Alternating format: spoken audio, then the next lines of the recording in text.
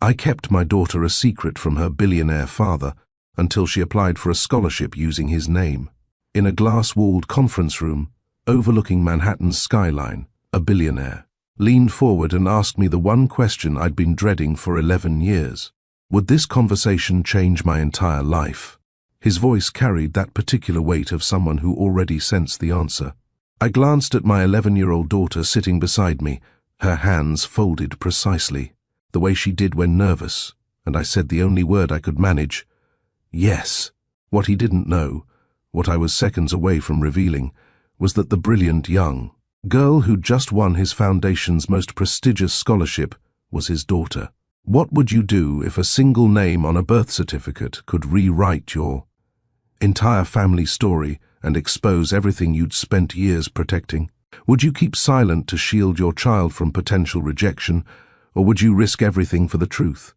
That's the question I faced every single day for over a decade, until one scholarship application forced my hand and shattered the lock I'd placed on our secret. I kept my daughter Raven's father a secret for 11 years.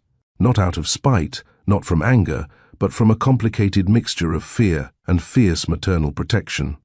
When you're 22 and pregnant, working 3 jobs to finish college, and the father is someone whose name appears in Forbes magazine, you make choices that seem right at the moment. You tell yourself that absence is better than conditional love, that struggle with dignity beats comfort with strings attached. You convince yourself that protecting your child from the possibility of being seen as a financial obligation rather than a beloved daughter is the highest form of love. But secrets have a way of demanding their own timeline. They don't care about your carefully constructed life or the walls you've built to protect your child's heart. Sometimes they announce themselves through something as innocent as a scholarship application, through a daughter's determination to excel, through a twist of fate that brings 3 lives crashing together in ways no one could have predicted. Stay with me until the end of this story, because the way our daughter chose to reveal the truth will fundamentally change how you think about courage, forgiveness, and the extraordinary wisdom that children possess when adults underestimate them. Before I continue, I want to take a moment to thank each of you incredible viewers who've helped Mr. Steele Rich Stories cross 600 subscribers. Your support, your comments, your willingness to engage with these complex human stories means more than you know. If you believe in the power of truth, in second chances, and in the kind of love that transcends years of silence, please hit that like button right now and subscribe to join our growing family of storytellers. Ring that notification bell too, because you won't want to miss how this story concludes. Trust me, the ending will leave you reconsidering everything you thought you knew about family secrets. But let me back up, because to understand how we ended up in that conference room, you need to understand how it all began. The scholarship. That became a catalyst, the application that became a confession, and the truth that had been waiting 11 years for its moment. The conference room where our lives collided wasn't supposed to be the setting for this revelation. It was meant to be a simple scholarship presentation, a proud moment for Raven, who'd written an essay about resilience that had apparently moved the entire selection committee to tears. The Blackwell Foundation, yes, Damon Blackwell's foundation, awarded only 5 scholarships annually to exceptional young students showing extraordinary promise despite challenging circumstances. Raven had won not just any scholarship, but the grand prize, full tuition through graduate school, mentorship, and opportunities that would transform her future. When the foundation requested a parent meeting before the public announcement, I thought it was standard protocol. Rich philanthropists probably wanted to ensure their money was going to stable families, supportive environments. I prepared myself to discuss Raven's academic achievements, her leadership in the robotics club, her volunteer work at the literacy center. I rehearsed answers about our modest 2-bedroom apartment, my job as a software developer, our quiet life in Brooklyn. What I didn't prepare for was walking into that room and finding Damon Blackwell himself waiting for us. The shock of seeing him hit me in waves. You notice absurd details while missing obvious ones in moments like these. I catalogued the silver threading through his temples that hadn't been there. 12 years ago, The fact that his assistant had arranged 3 chairs, on our side of the table instead of 2, the way the afternoon sun caught the glass behind him and created a halo effect that seemed almost mocking. My mind registered these details while simultaneously screaming warnings, calculating escape routes, measuring the distance between Raven and the door. Miss Graves, Damon stood when we entered, extending his hand with the practiced ease of someone who'd perfected the art of making others comfortable. And you must be Raven. Your essay was extraordinary. My daughter, our daughter, shook his hand with confidence that belied her age. She had his eyes, that particular shade of green that shifted with the light. She had his way of tilting her head when thinking, his tendency to tap his index finger against his thumb when processing information. How had I convinced myself for so long that strangers wouldn't notice these similarities? How had I believed that keeping them apart would somehow prevent this moment from arriving? "Thank you, Mr. Blackwell," Raven responded, her voice clear and steady. "Your foundation's work in education reform inspired my entire thesis about accessibility and opportunity." He smiled, that same smile that had undone me at 22, and gestured for us to sit. "Please call me Damon. We're going to be working together for many years after all." The promise in those words made my chest tight. Many years. Future tense. Plans were already forming in his mind about this brilliant young girl who'd captured his foundation's attention. If only he knew he was already 11 years late to her life. 11 years of first words and lost teeth, of soccer games and science fairs, of nightmares soothed and dreams encouraged. "Before we discuss the scholarship specifics," Damon said, settling into his chair, with an ease I envied, "I like to know the families we're partnering with." Raven's application mentioned she was raised by a single mother. That must have been challenging, Miss Graves. There it was, the opening I'd both dreaded and somehow expected. The universe has a twisted sense of timing, doesn't it? All those years of careful avoidance, of taking jobs that would never intersect with his world, of living in neighborhoods where hedge fund billionaires never ventured, and here we were because my daughter inherited not just his intellect, but his exceptional drive. "We managed," I replied, my voice steadier than my hands, which I kept folded in my lap. Raven has always been remarkably determined. Like her mother, clearly, Damon observed, reviewing the file in front of him. Columbia University, graduated summa cum laude, while raising a child alone. That's impressive. Raven's application mentioned her father wasn't involved. "May I ask," he paused, his professionalism warring with what seemed like genuine curiosity, "was that his choice or yours?" The room suddenly felt airless. Raven shifted beside me, and I caught her subtle glance. She knew something was happening here beyond a normal scholarship interview. My daughter had always been too perceptive for her own good, too quick to read the currents of adult emotion that we tried to hide from children. "It's complicated," I said, which was both the truth and a desperate deflection. "Most important things are," Damon replied, and for just a moment his professional mask slipped. I saw a flash of something I remembered, that depth of feeling he usually kept, carefully controlled, that intensity that had drawn me to him during that library fundraiser 12 years ago when I was young and convinced that love could overcome fundamental differences in power, position, and possibility. "Before you judge me for what comes next, before you decide whether I was wrong to keep this secret or wrong to finally reveal it, let me take you back to the beginning, not to excuse my choices but to explain them. Because understanding why someone makes a decision doesn't mean agreeing with it, but it does mean recognizing the human heart's complicated mathematics when calculating risk versus love, protection versus truth, fear versus hope. But right now, in this conference room, with Damon asking questions that were leading us inevitably toward revelation, I could feel the carefully constructed walls I'd built starting to crack. Raven sat beside me, her posture perfect, her expression calm, but I knew her well enough to see the tension in her shoulders, the way her breathing had changed to something more deliberate. Damon pulled out a second folder, and my heart stuttered. "However, there's something unusual about your application that I need to address," he said, his tone shifting from conversational to something more serious. When we process scholarship applications, we run standard background checks, not invasive, just verification of the information provided. And something came up that I wanted to discuss directly with you both. He opened the folder, and I could see it contained more than just Raven's essay and transcripts. There were other documents, printouts, and what looked like official records. In the section where you listed your father, Damon continued, his eyes on Raven now. You wrote, Damon Blackwell. Our verification team initially flagged this as a possible error, or perhaps even fraud, someone trying to claim connection to me for advantage. But then they looked deeper. My breath stopped entirely. Raven's hand found mine under the table. Birth records are public in New York, Damon said, his voice oddly flat, emotionless, in a way that suggested he was working very hard to maintain control.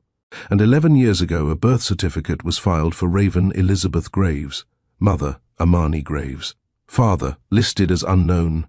He looked up at me then, and I saw the moment comprehension truly dawned. Not suspicion, not calculation, but the sudden devastating understanding of what he'd missed.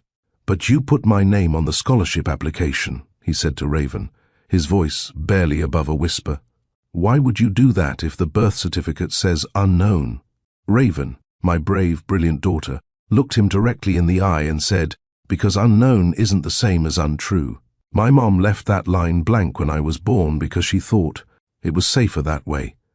But I'm 11 now, and I'm tired of blank spaces where truth should be. So when the application asked for my father's name, I put yours.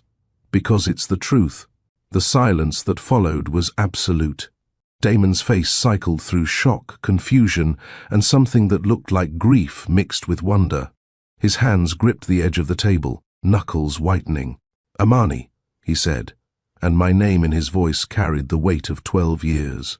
Of absence, of questions never asked, of a child he'd never known existed. Is Raven? Yes, I said, the word scraping past 11 years of silence. She's your daughter. The second folder lay between us like evidence of a life he'd never known existed. But before I tell you what happened in the minutes after that revelation, before I explain how Damon reacted to discovering he had an 11-year-old daughter, you need to understand the world I'd built without him, and the world we'd once shared when everything seemed possible. 11 years ago, I was Amani Graves, Community Development Coordinator for the Brooklyn Public Library system, and my entire life revolved around making knowledge accessible to kids who needed it most. My days were filled with grant applications, after-school programs, and battles with city council members who thought libraries were luxuries rather than lifelines. My tiny apartment was walking distance from 3 different branches, and I knew every librarian, every regular patron, every kid who came in for free Wi-Fi and stayed for the stories. My world was small by choice, meaningful by design. I measured success not in stock portfolios, but in the number of kids who signed up for summer reading programs, in the tears of joy when we helped someone get their GED, in the quiet triumph of keeping branches open despite budget cuts. This was the life I'd chosen, after watching my own mother work multiple jobs just to keep the lights on, after seeing how the pursuit of money could distort every relationship it touched. The night I met Damon Blackwell, I wasn't supposed to be at the Manhattan Library's annual fundraising gala. My supervisor had gotten sick, and someone needed to represent Brooklyn's interests to potential donors. I'd borrowed a dress from my roommate, practiced my pitch on the subway, and promised myself I'd stay just long enough to make connections for our summer literacy program. The main branch transformed into something from a dream that night. Candlelight reflected off marble surfaces, and conversations echoed through halls that usually heard only whispers and turning pages. I felt like an outsider among the city's philanthropic elite, clutching my water while trying to memorize faces I'd only seen in newspapers. You look like you're cataloging everyone in the room, a voice said beside me. I turned to find a man whose face I recognized from the business section. Damon Blackwell, 31 years old, youngest, partner in his family's investment firm's history, known for turning a modest company into a billion-dollar empire. But what struck me wasn't his tailored tuxedo or the way other guests seemed to orbit around him.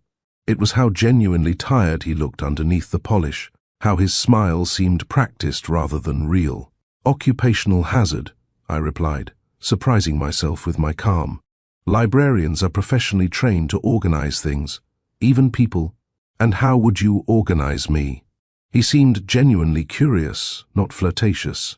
There was something vulnerable in the question, as if he actually wanted to know how someone saw him beyond the Forbes headlines. None to fiction, I said after a moment.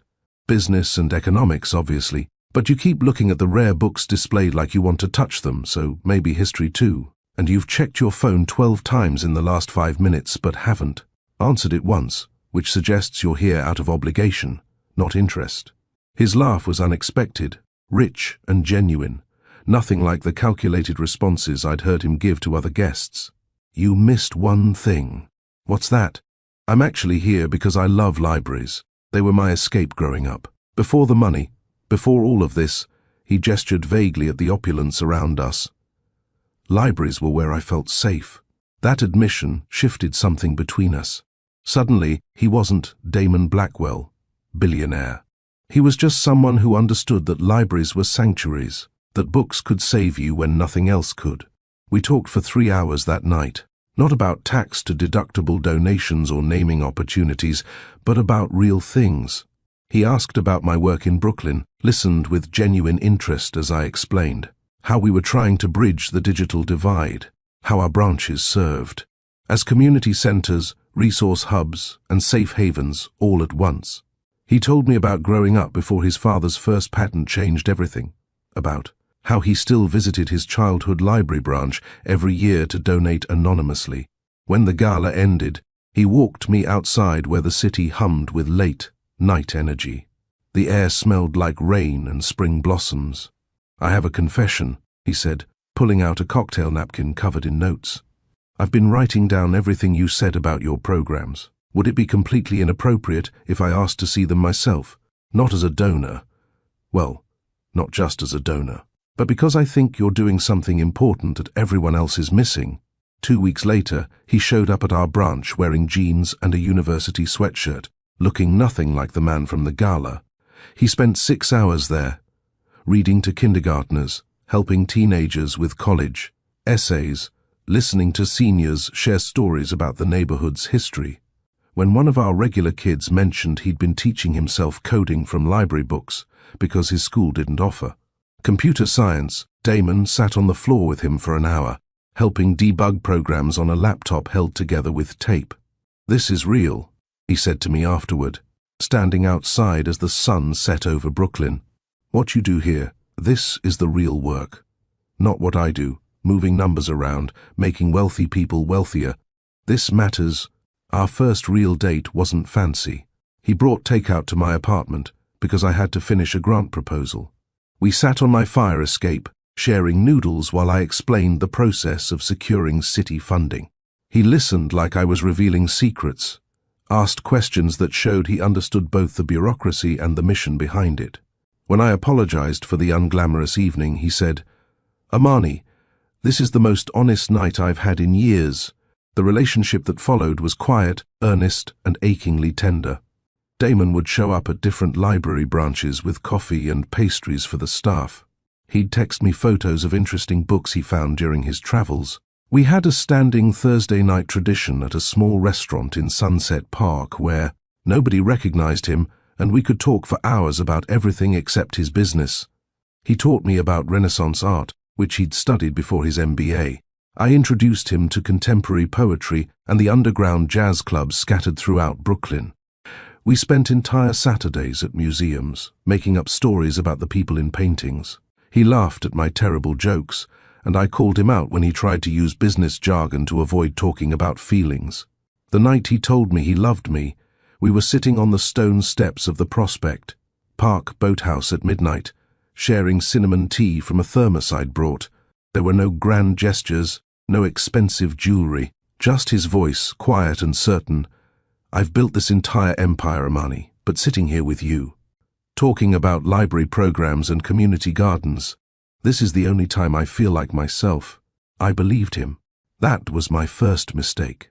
Not because he was lying, but because I didn't understand yet how a person could be completely sincere and still be unable to choose love over the empire they'd built. As autumn turned to winter, Blackwell Industries began a massive expansion. What had been occasional late nights became constant. Our Thursday dinners got cancelled more often than they happened. He'd fall asleep during our phone calls, exhausted from 18-hour days. The man who'd sat on library floors teaching kids to code was being consumed by the CEO everyone expected him to be. "It's temporary," he promised during one of our increasingly rare moments together. "Once this merger goes through, things will calm down." But I was already seeing the pattern. After the merger came the IPO preparation. After that, the international expansion. The empire he'd built didn't have an off switch, and everyone around him, lawyers, board members, his own family, had a vested interest in keeping it running at maximum capacity. I discovered I was pregnant on a Thursday in March, in the bathroom of the library branch, where I'd been fighting nausea I'd attributed to stress. The 2 pink lines appeared like a verdict I wasn't ready for. I sat on the floor of that tiny bathroom, surrounded by motivational posters about reading, and tried to reconcile the life growing inside me with the reality of who its father was becoming. My first instinct was to call Damon immediately. I even dialed his number, but it went straight to voicemail with his assistant's voice explaining he was traveling for business. He hadn't even told me he was leaving the country. That night, I did what any rational woman would do. I researched everything about Damon Blackwell that I'd previously avoided knowing. The deeper I dug, the more terrified I became. There were 2 paternity suits from years before we'd met, both dismissed with sealed settlements. His family's lawyers had a reputation for protecting the Blackwell name at any cost. There were non-disclosure agreements, sealed court records, and whispered stories in business. Forums about people who'd threatened the empire and disappeared from public life. I found an interview from just 6 months before we met where Damon said, "Family is something I'll consider when the company is stable. Right now, I can't afford distractions from building something lasting." Another article quoted him saying children were wonderful in theory, but incompatible with the kind of focus required to build a successful enterprise. But what really broke my heart was finding photos from his business trips. Damon at conferences surrounded by executives, looking exactly like the corporate machine he'd said he never wanted to become. The man who'd brought takeout to my fire escape was disappearing, replaced by someone who lived in boardrooms and spoke in quarterly projections. Fear has a reasonable voice when you're 22 and pregnant. It doesn't shout or panic, it whispers logic. It reminded me that I had student loans and worked in a non-profit. It pointed out that Damon's family would see me as someone after his money, my child as a financial liability. It suggested that a man who couldn't make time for Thursday dinner wouldn't make time for midnight feedings. It asked whether I wanted my child to be a line item in someone's net worth calculation, a weekend obligation squeezed between board meetings. The reasonable voice won. I didn't disappear completely. That would have raised questions. Instead, I performed a careful fade. Responses to texts became shorter. I was suddenly busy during his available windows. When he asked if something was wrong, I said work was overwhelming, which wasn't entirely false. Managing early pregnancy while running youth programs was exhausting. Our last conversation happened in April, standing outside the same Prospect Park boathouse where he'd said he loved me. He looked exhausted, thinner, with shadows under his eyes that no amount of success could hide. "I feel like I'm losing you," he said, and the pain in his voice almost broke my resolve. "You're losing yourself," I replied, which was both deflection and truth. "When's the last time you read a book for pleasure? When did you last visit that library you grew up with?" He didn't have an answer. We stood there in the spring evening, magnolia blossoms falling around us like snow, and I think we both knew it was ending.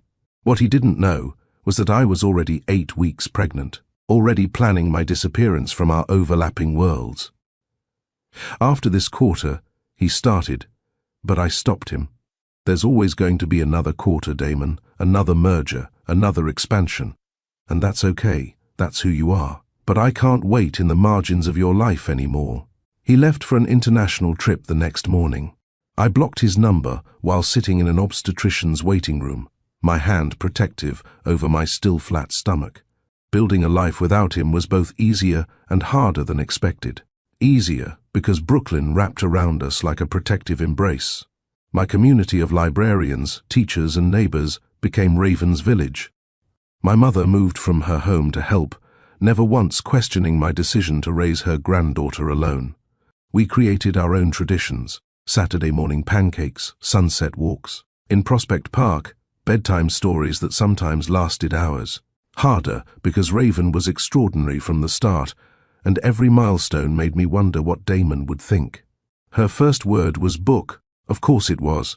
She taught herself to read at 3, built elaborate structures at 4, and started asking about genetics at 5. When she was 7, she asked why she was so good at math when I struggled with basic calculations. And I told her that gifts sometimes skip generations, come from distant branches of family trees. I named her Raven because they're brilliant birds, capable of solving complex problems, of using tools, of remembering faces for years. Also because they thrive in cities, making homes in unlikely places, finding sustenance where others see scarcity. It felt like a name that would give her strength, that would remind her she could soar even without traditional foundations. The promise to tell her at 11 came from my mother, who believed children deserved truth at an age when they could begin to process complexity. 11 is old enough to understand nuance, she said, but young enough to forgive. I marked it on calendars in my mind, this future date when I would sit Raven down and explain everything. I practiced speeches during late-night feedings, refined them during playground supervisions, revised them as she grew more brilliant and perceptive each year.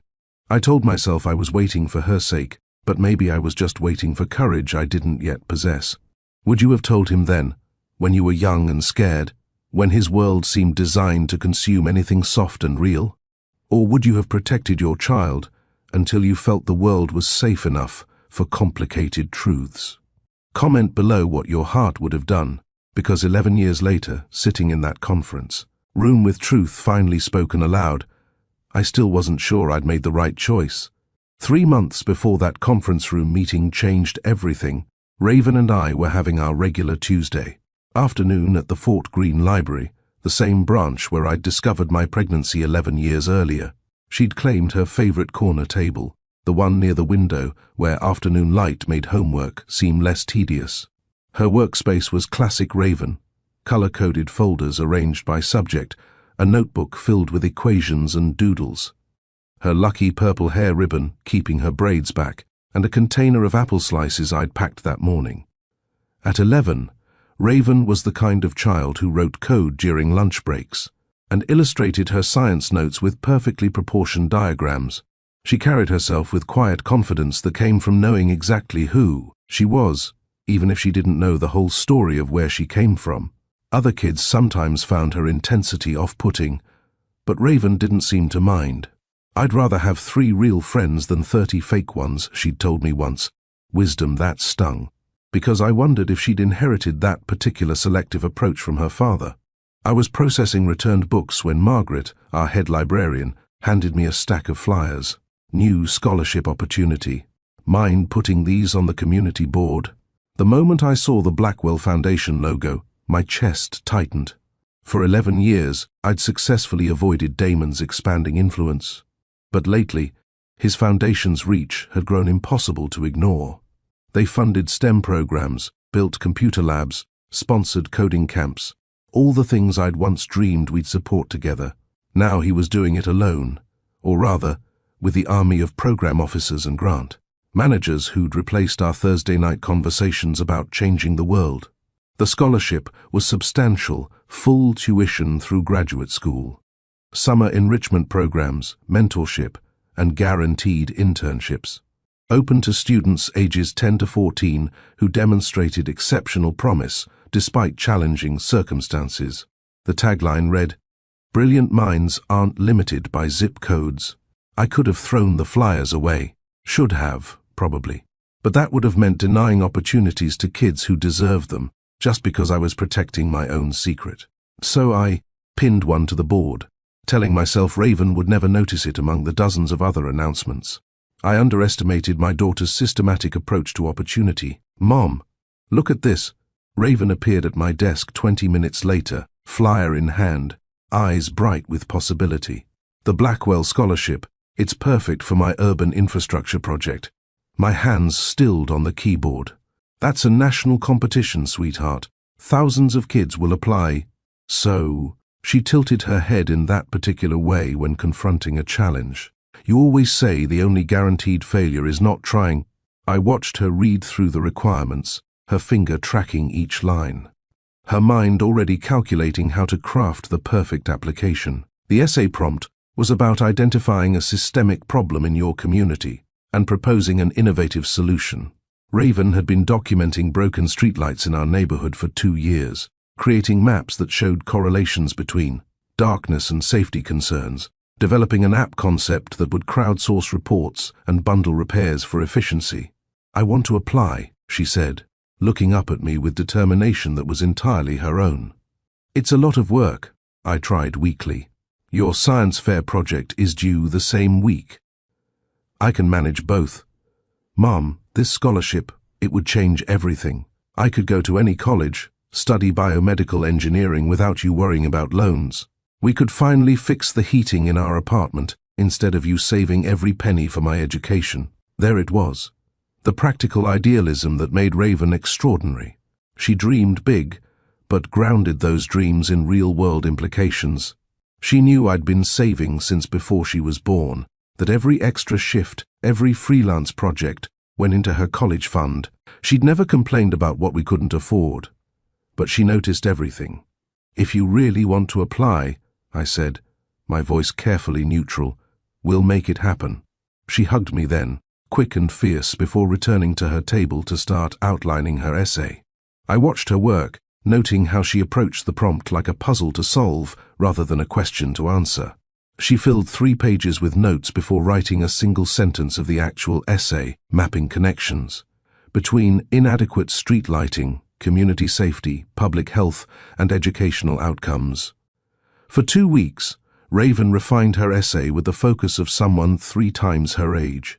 She interviewed neighbors about how broken streetlights affected their lives, gathered data from the city's open records portal, created visualizations that made abstract problems concrete.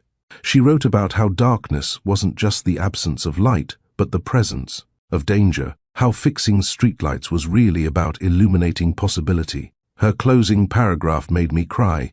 "Cities fail not in dramatic collapses, but in small abandonments.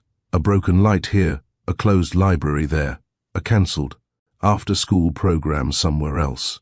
But if we can bundle solutions the way darkness bundles problems, we can create networks of light that no single failure can break." The application was complete except for one section, family information. We sat at our kitchen table, laptop between us, the cursor blinking in the farther field. Raven had filled in everything else independently, but here she paused. "Should I put not applicable?" she asked, her voice carefully casual in the way it got when discussing difficult topics. "You could put not listed," I offered, my heart hammering. "Lots of kids do." She was quiet for a long moment, staring at that empty field. Then, without looking at me, she said, "I found an old photo." The words landed like stones in still water, ripples spreading through everything I thought I'd successfully hidden. "What photo?" Though somehow, I already knew. "From when you were in college. It fell out of that poetry book you never read anymore, the Rumi collection. You're at some fancy event, wearing a dress I've never seen, and there's a man next to you. You're both laughing at something off camera. You look different, happy in a way that's hard to describe." My throat closed around words I wasn't ready to say. "I searched the image," Raven continued, still not meeting my eyes. "Reverse image search is pretty accurate now. Damon Blackwell, CEO of Blackwell Industries, the same Blackwell whose foundation runs this scholarship." She finally looked up, and her expression held no accusation, only curiosity tinged with hurt. "Is he my father?" 11 years of carefully constructed half-truths crumbled in that moment. I could have lied, could have invented another story, but looking at my daughter, brilliant, brave, asking for truth with such dignity, I couldn't add another layer to the deception. Yes, I whispered. Raven nodded slowly, processing this confirmation of what she'd already suspected. Does he know about me? No. Why? How do you explain adult fears to a child who sees the world in solvable problems? How do you justify choices made in panic to someone who approaches life with such deliberate thought? I was young and scared, I said, reaching for her hand. She let me take it, though her fingers remained loose in mine. His world was so different from ours. There were lawyers and business pressures, and people whose job was to protect his interests.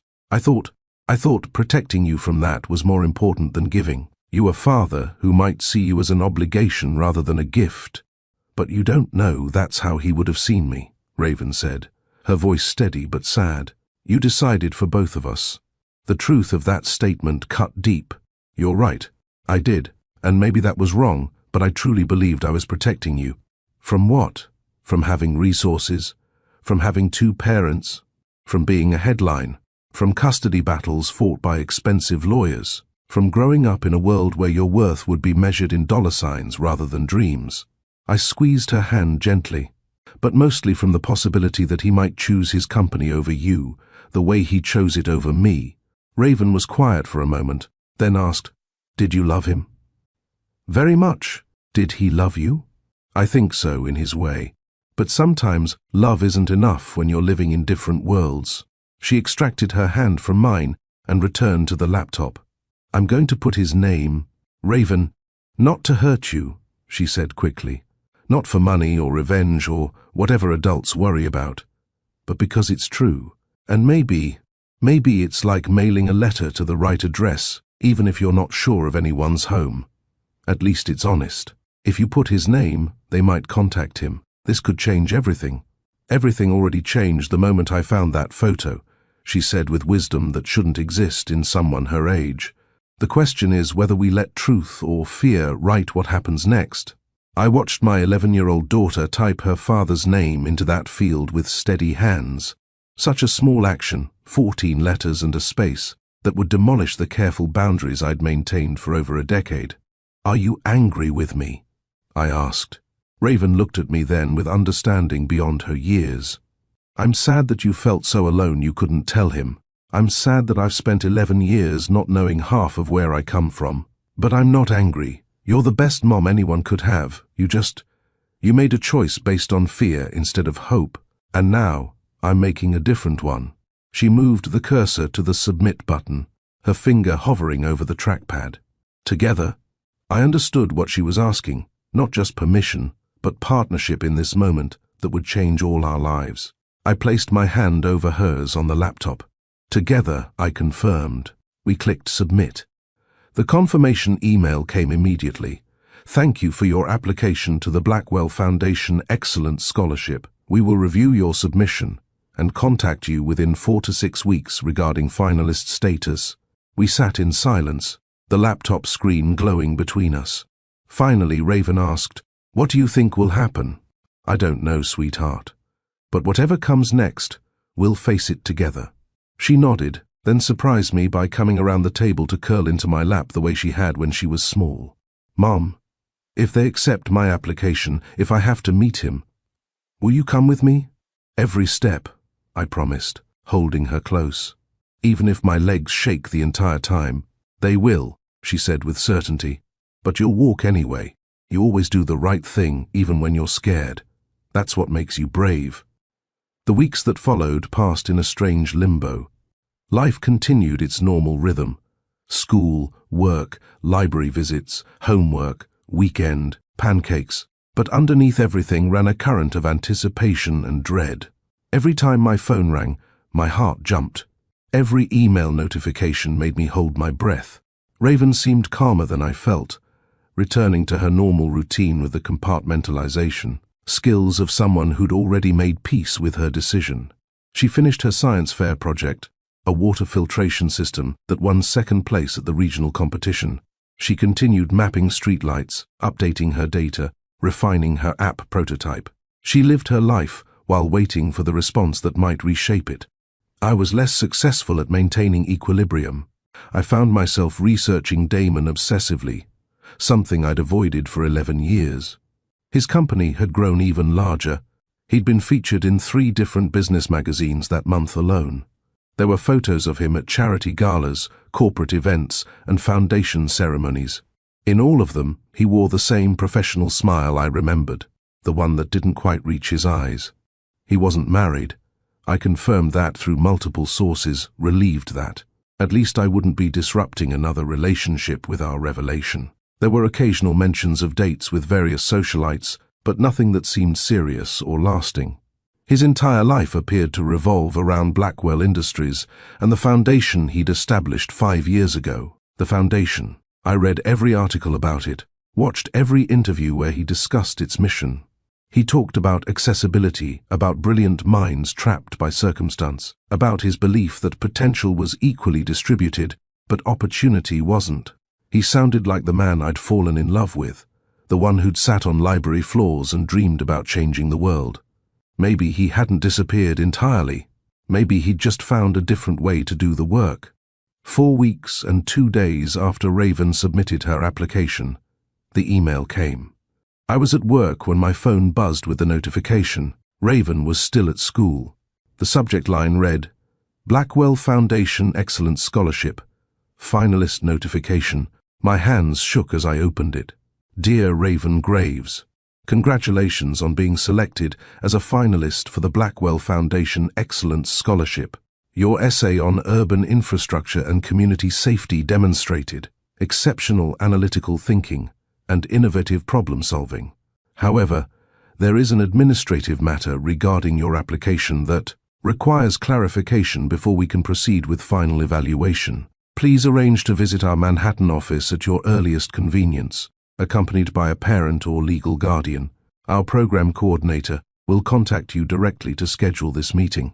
Again, congratulations on this achievement. Sincerely, the Blackwell Foundation Selection Committee. An administrative matter requiring clarification. They knew.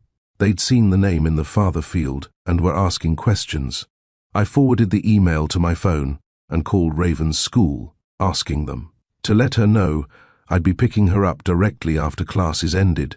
Then I sat at my desk, staring at the email, trying to prepare myself for the conversation that was now inevitable. When I picked up Raven, she took one look at my face and knew. They responded, "You're a finalist. But they want to meet with us. They said there's an administrative matter that needs clarification. They found out about the name, probably." We walked to the subway in silence, both processing what this meant. On the train home, Raven finally spoke. "Are you scared?" "Terrified," I admitted. "Me too. But also," she paused, searching for words.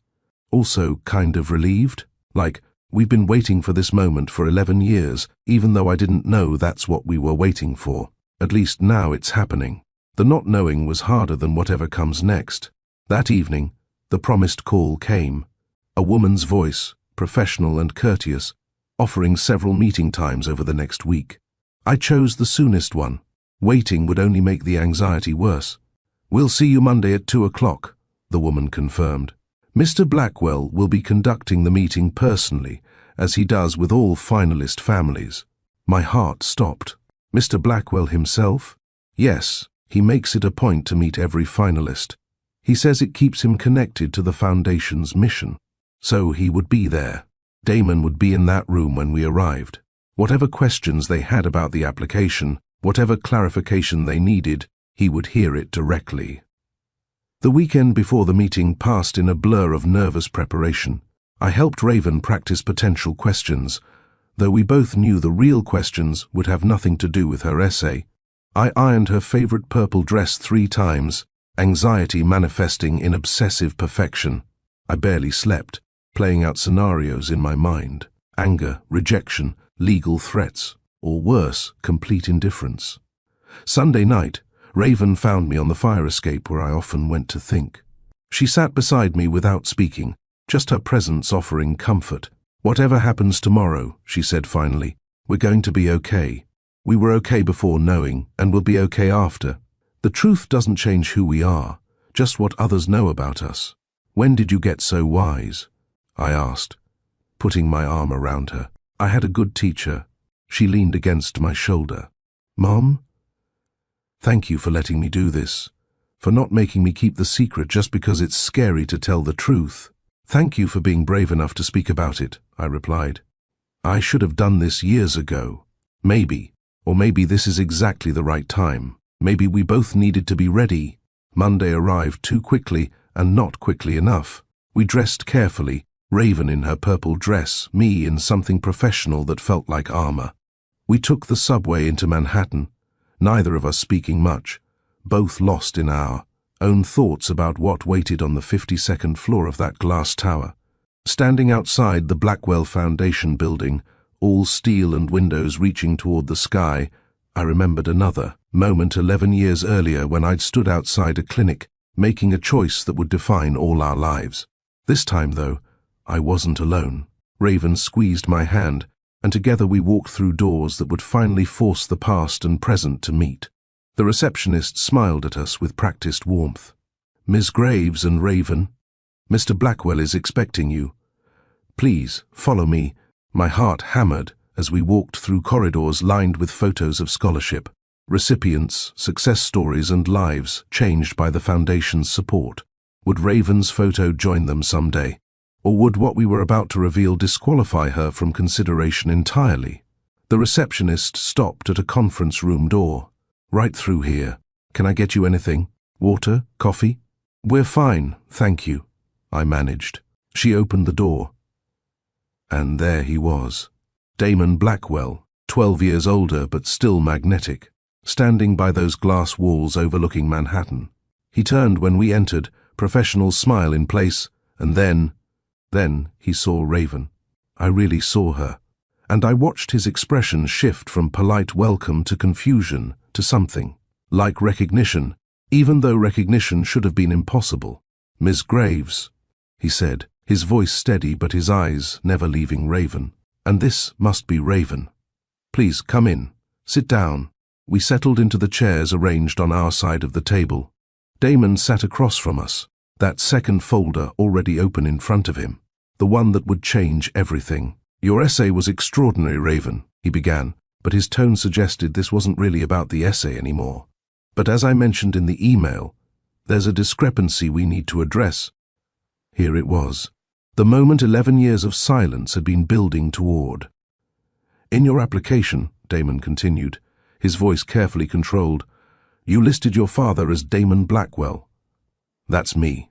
But according to your birth certificate, which we verified as part of our standard background check, your father is listed as unknown." He looked up, and his eyes met mine for the first time since we'd entered. I saw the question there, the beginning of understanding, the hope and fear warring in his expression. "So, I need to ask directly," he said, and his voice cracked slightly on the words. "Raven, why did you put my name on your application? And Amani," he turned to me fully now, "is there something I need to know?" Raven sat up straighter, that determined tilt to her chin that was pure Damon, even if he couldn't see it yet. "I put your name because it's the truth," she said clearly. "You're my father. You just didn't know it until now." The silence that followed felt like the world holding its breath. And then, quietly, with tears already forming in his eyes, Damon whispered, "Tell me everything."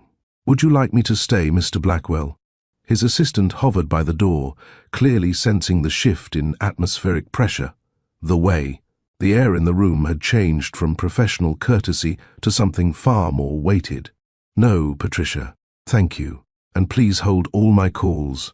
His voice remained professional, but I heard the tremor underneath, the careful control of someone whose world had just tilted off its axis.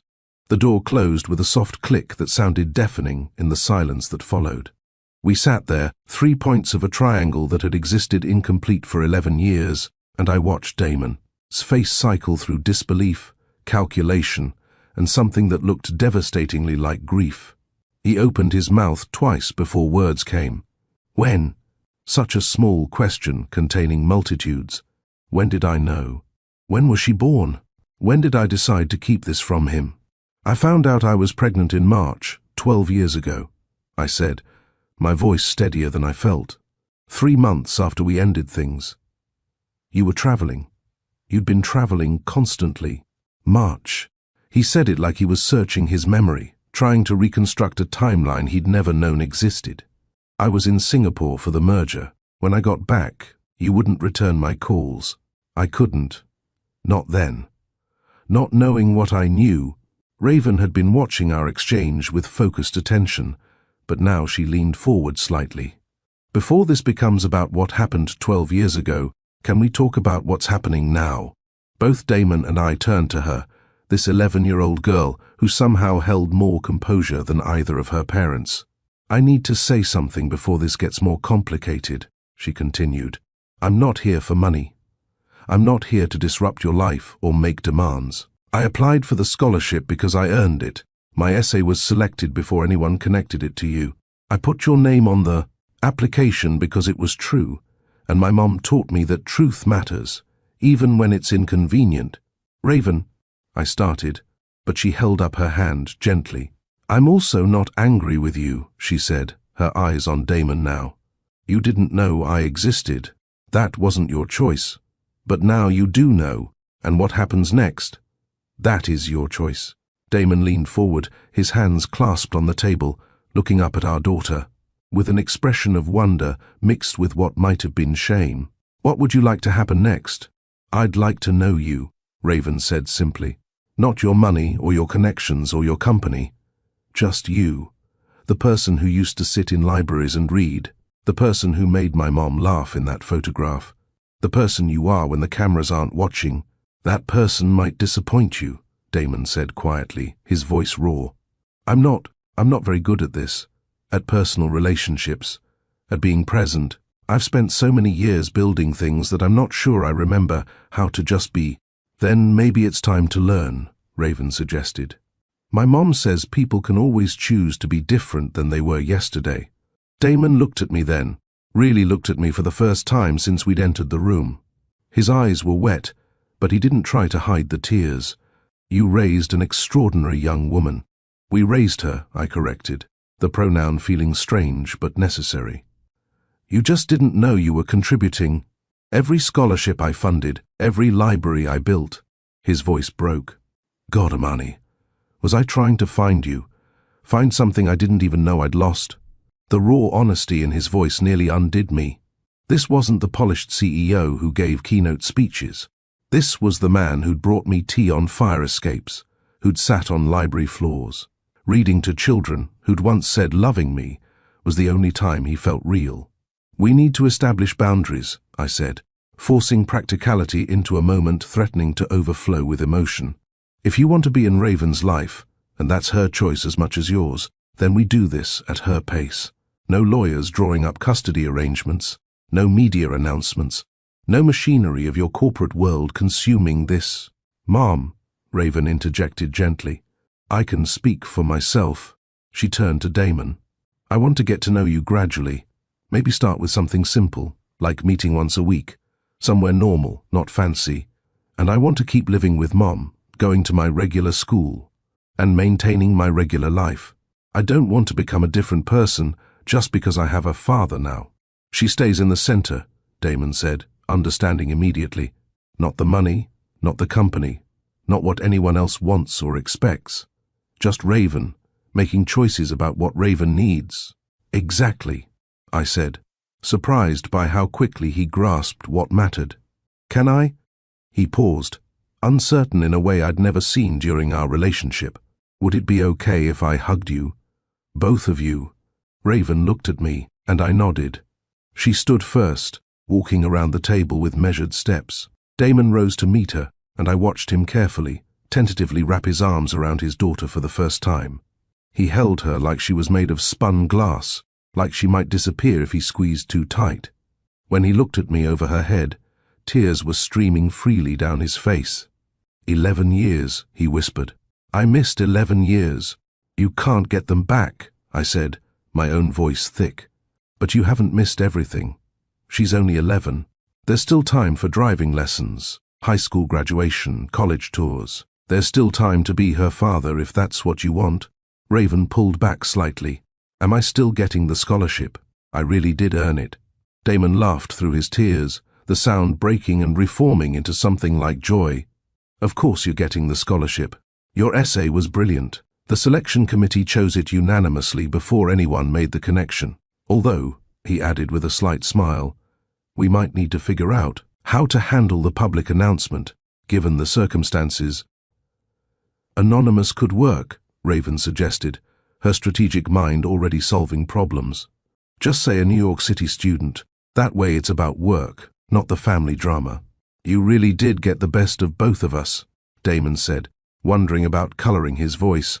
Your mother's integrity and practical wisdom, and apparently my strategic thinking, though you wield it with far more grace than I ever managed. The afternoon sun had shifted, casting long shadows across the conference room. What had started as a simple scholarship meeting had become a reckoning, a reconciliation, a careful first step towards something none of us could fully envision yet. I should probably get back to Brooklyn, I said, recognizing we'd reached the limit of what any of us could process in one sitting.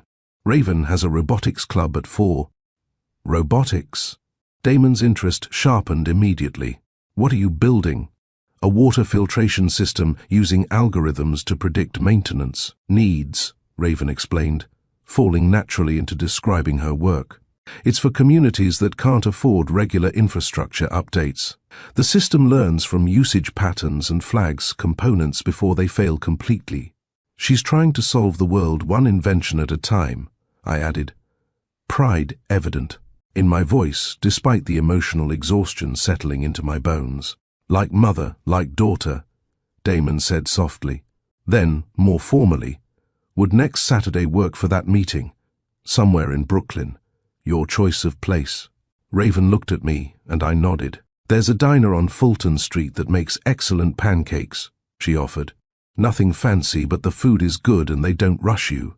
Pancakes it is, Damon agreed. He stood, then seemed unsure what to do next, this man who commanded boardrooms, now awkward about basic social protocols with his own daughter. Do we exchange numbers? How does this work? I pulled out my phone. I'll text you the details. My number hasn't changed. He absorbed that information, that for 11 years I'd had the same number he'd once called regularly, the number that had gone to voicemail when he'd returned from Singapore, the line he could have reached me on at any point if only he'd known to try. As we gathered our things to leave, Damon said, Amani, wait, please. Can we talk for just a moment, alone? Raven looked between us, then nodded with maturity beyond her years. I'll wait by the elevators. Take your time. When she left, the room felt both larger and smaller.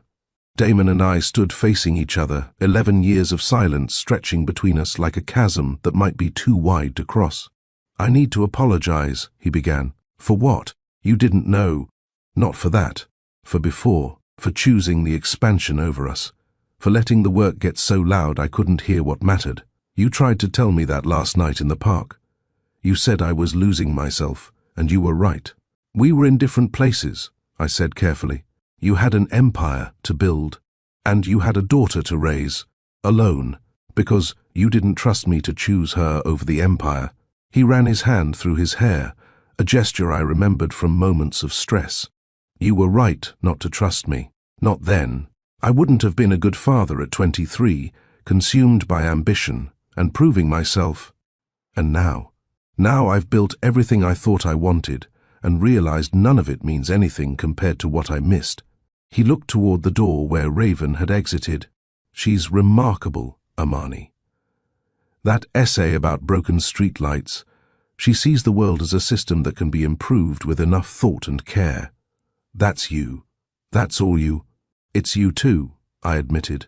Systematic thinking, the ability to see patterns and scale solutions. She got your brain and somehow figured out how to pair it with a heart that stays open. Will you ever forgive me? He asked. For being someone you couldn't trust with this? There's nothing to forgive. We were who we were, The question is who we choose to be now, who we choose to become for her sake. I want to be her father, he said without hesitation, not just biologically, but really present. Show up for robotics competitions and help with homework, and learn what she likes on her pancakes. Maple syrup and strawberries, I supplied automatically. Never blueberries, she's allergic. Allergic to blueberries, he repeated, and I could see him cataloguing the information like crucial data. What else? What do I need to know? You'll learn, I assured him. She's patient with people who are genuinely trying.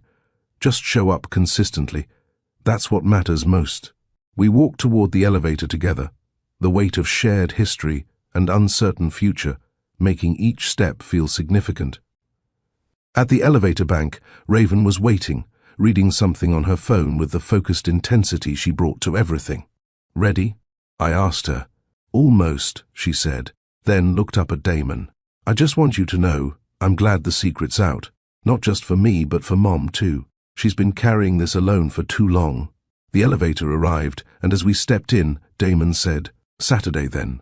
Pancakes and conversation, and probably 1,000 questions, Raven warned with a slight smile. I've had 11 years to think of them. I'll try to have answers, he promised, though I can't promise they'll all be good ones. As the elevator descended, I caught our reflection in the polished steel doors. 3 people connected by biology and secrets and truth, finally spoken.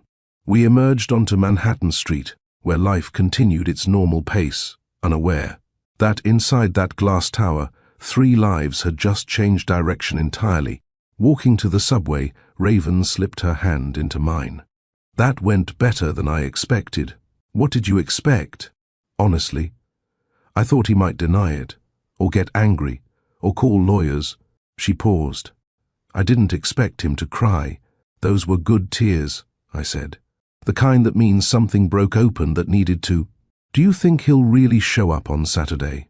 Yes, I said with more certainty than I felt. I think he will. And he did. If this story has you feeling something, hit like and share it with one person who needs courage today. And tell me in the comments, what boundaries protect love in your life? How do you create space for truth while maintaining safety? The pancake lunches had been going well for 3 weeks when everything changed. Damon had shown up every Saturday at the Fulton Street diner, arriving in jeans instead of suits, ordering coffee instead of whatever his assistant usually brought him, and listening to Raven explain everything from her robotics project to her. Theories about why certain problem-solving approaches worked better than others. He was learning. Slowly, carefully, he was figuring out how to be present without overwhelming. How to show interest without trying to fix everything with money. Then someone took a photograph. It was a Thursday afternoon, when my phone started buzzing with unusual intensity. Text messages from colleagues, former classmates I hadn't spoken to in years, even my building superintendent, all sharing the same link to a gossip site I'd never heard of. Billionaire Damon Blackwell, spotted with mystery woman and child, new family or philanthropic scouting. The photo was grainy but unmistakable. Damon, Raven and me, leaving the diner last Saturday, captured mid-laugh about something Raven had said.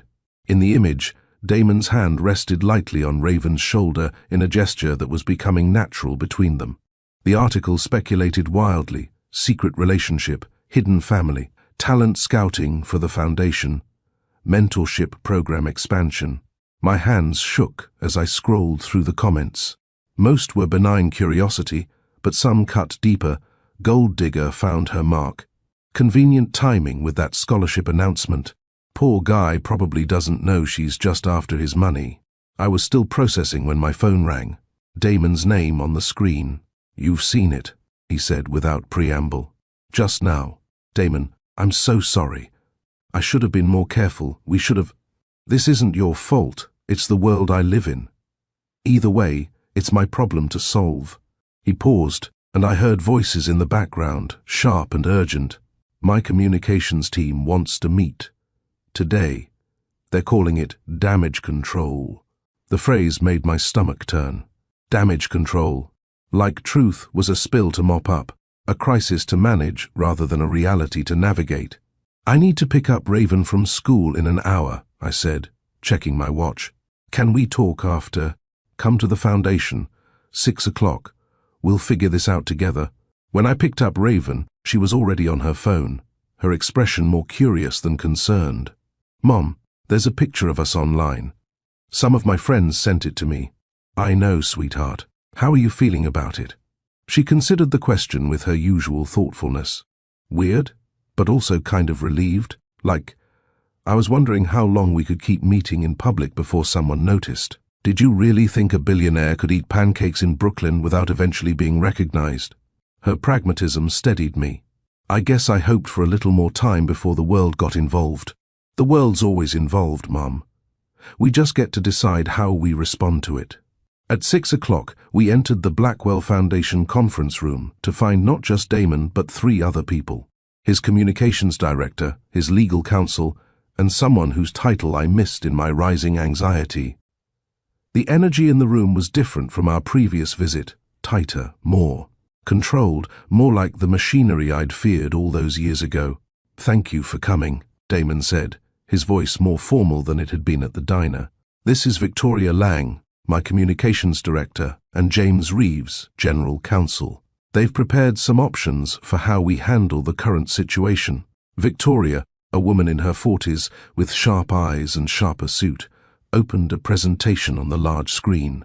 The photograph has been shared across multiple platforms. Current reach is approximately 2 million impressions and climbing. We have 3 potential strategies. She clicked to the first slide, Strategy 1, Denial and Distance. Issue a statement that Miss Graves and her daughter are scholarship recipients, nothing more. Cease public contact for 6 months. Let the story die from lack of attention. My chest tightened. Raven's hand found mine under the table. Strategy 2, Controlled Disclosure, Victoria continued. Confirm biological relationship, but frame as recent discovery. Emphasize Mr. Blackwell's commitment to supporting newly discovered families while maintaining appropriate boundaries. Keep details minimal. Strategy 3, Full narrative control. Craft comprehensive story for exclusive interview with approved journalist. Shape the message before others shape it for us, positioned as a heartwarming reunion rather than scandal. The room fell silent. Everyone looked at Damon, waiting for him to choose which version of truth would serve his interests best. But Damon was looking at Raven. What do you think? He asked her. The adults in the room shifted uncomfortably, clearly not expecting an 11-year-old to be consulted on crisis management strategy. Raven studied the slides, then said, I think all 3 of these are about protecting the wrong thing. They're about protecting image instead of truth. They're about managing perception instead of being honest. Raven, James the lawyer began, you have to understand that public perception affects very real things, stock prices, foundation funding, Mr. Blackwell's ability to... I understand, Raven interrupted politely but firmly. But what I don't understand is why we're treating the truth like it's shameful. My mom made a choice 11 years ago that she thought was best for me. My father didn't know I existed. Now he does, and he's trying to be part of my life. That's not a scandal. That's just what happened. Victoria leaned forward. The public won't necessarily see it that way. There will be questions about why your mother didn't tell him, speculation about motives. Let them speculate, Raven said. People are going to make up stories no matter what we do. At least if we tell the truth, we know what we're standing on. I found my voice. Raven, honey, you need to understand what this could mean.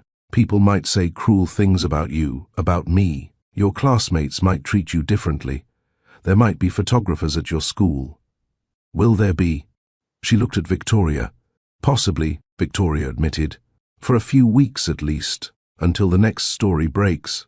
Then we deal with it, Raven said simply. Together. But we don't lie about who we are just because the truth is complicated. Damon stood, walking to the window, his back to the room. When he turned, his expression had shifted from CEO to father. Victoria, James, thank you for the strategies. But we're going to do something Mr. Blackwell, James started. We're going to tell the truth. Damon said firmly. Not through an exclusive interview or a carefully crafted statement. We're going to live it honestly and let people think whatever they want. That's not a strategy, Victoria objected. That's hoping for the best while preparing for nothing. Then help me prepare, Damon countered. Not to spin the story, but to protect Raven from the fallout. Security if she needs it, support, whatever makes this transition easier for her. There's actually a fourth option, Raven said, and everyone turned to her. The scholarship showcase is in 3 weeks. All the winners give speeches about their projects. What if I just told the truth then, in my own words, in my own way? Absolutely not, Victoria said immediately. That's inviting media scrutiny at a vulnerable moment. Or, Raven countered, I'd be taking control of my own narrative. Isn't that what you said? Control the message before others do? Well, who better to control my message than me? I looked at my daughter, this 11-year-old who'd somehow figured out what rooms full of adults were missing. What would you say? The truth, that I applied for the scholarship because I earned it, that I listed my father's name because it was honest. That family is complicated and that's okay. Those secrets don't protect people, they just postpone the truth. You're 11, James said, not unkindly. That's tremendous pressure to put on yourself. I'm 11 and I've been living with this secret my whole life, Raven replied. Telling the truth can't be harder than keeping quiet, has been. Damon returned to the table, sitting directly across from Raven. If we do this, if we let you speak at the showcase, there's no taking it back. Once you say it, the world knows. People will have opinions about our family who've never met us. Are you sure you want that? No, Raven said honestly. But I want to live honestly more than I want to hide comfortably. The room sat in heavy silence. Finally, Victoria sighed. If we're doing this, we need preparation, media training, counseling to help her process potential reactions, security assessment for her school, and we help craft her speech, not to change her message, but to help her deliver it clearly. We also need to talk to the school, I added. Give them advance notice so they can manage any attention. And we need family counseling, Damon said. All 3 of us. Because whatever happens after she speaks, we need to be solid. United, Raven nodded. When do we start? What's your move? Keep it private or tell your truth on your terms. Drop team private or team public your way in the comments, because what Raven was about to do would change not just our family, but how we thought about courage itself. The Blackwell Foundation's atrium had been transformed into a celebration of young brilliance. Sunlight poured through the 3-story windows, illuminating display tables, where scholarship winners had arranged their projects like precious offerings. A girl from the Bronx had created a hydroponic system using recycled materials. Twin brothers from Queens had designed an app connecting elderly residents with teenage tech tutors. A boy from Staten Island had built a prototype for affordable hearing aids using accessible components. Raven's display featured her streetlight mapping project, charts showing correlations between darkness and safety concerns, her app mock-up, and the essay that had started everything. Parents and donors circulated through the space, asking questions, taking photos, celebrating. Achievement that had emerged from circumstances designed to limit rather than launch. But the real event would happen at 2 o'clock, when each of the 5 winners would give a 10-minute presentation about their work and their vision for the future. Raven would speak last, a position she'd requested specifically. I need to see how the room feels first, she'd explained to Victoria during preparation. Need to understand the audience before I ask them to understand me. Now, standing in the Foundation's green room an hour before showtime, my daughter looked smaller than usual, despite the navy dress we'd chosen together, simple, professional, with pockets deep enough to hold her note cards and her courage. She'd pulled her hair back with that purple ribbon, the same one she wore for every important moment. Her fingers drummed against her thigh in that pattern I'd come to recognize as Damon's genetic inheritance asserting itself through nerves. Your breathing is shallow, Damon observed, looking up from his own phone where he'd been obsessively checking the atrium setup. He'd been trying to hide his own anxiety, but his tells were obvious to anyone paying attention. The jaw tension. The way he kept adjusting his tie, the fact that he'd checked his watch 9 times in 5 minutes. "Of course, my breathing is shallow," Raven replied. "I'm about to tell 200 people that the billionaire funding this event is my father, who didn't know I existed until 3 months ago. That's not exactly a recipe for respiratory calm." "You don't have to do this," I said, for what felt like the 100th time, sitting beside her on the leather sofa. "We can tell Victoria you've changed your mind. Give a speech just about your project. No one would blame you." "I would blame me," Raven said quietly. "I'd know I chose fear over truth, and that's not who I want to be." The door opened and Victoria entered, followed by Dr. Morrison, the family therapist we'd been seeing twice weekly for the past 3 weeks. We'd asked her to be present today for support, and her calm presence had already helped us through 2 near-panic moments that morning. 15 minutes until the first speaker," Victoria announced. Her usual briskness softened slightly by what might have been concern. "Raven, how are you feeling?" "Like I might throw up," but in a purposeful way, Raven answered honestly. Dr. Morrison smiled, settling into a chair across from us. "That's your body preparing for something significant. The same chemicals that create fear also create courage. The only difference is what you do with them. Feel the fear, acknowledge it, but don't let it choose your actions." "Easier said than done," Raven muttered. "True courage isn't the absence of fear," Dr. Morrison continued. "It's deciding that something matters more than your fear." "Does this matter more than being comfortable?"